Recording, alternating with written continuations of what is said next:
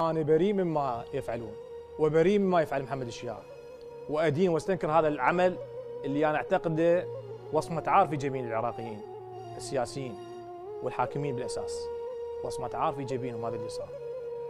يعني ذاك اليوم ما جفت دماء الشباب بالجرف، ذاك اليوم ثرمهم ثرم، عمليات الانبار الحشد والمستشفى مال الحشد ذاك اليوم قتلهم.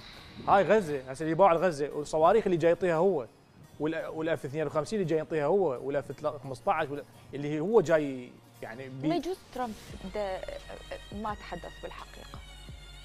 ليش ما نكره محمد الشياع؟ ليش أكد اليوم؟ أكد، هو ما أكد، هو برر بأن لازم يكون عندنا علاقة جيدة بالأمريكان حتى نمشي أمورنا. أنا قايل له يحاربهم، قايل له يشيل له سيف ويهد عليهم، ما قايل لي هيك. بس خلي لك حد أدنى من الكرامة.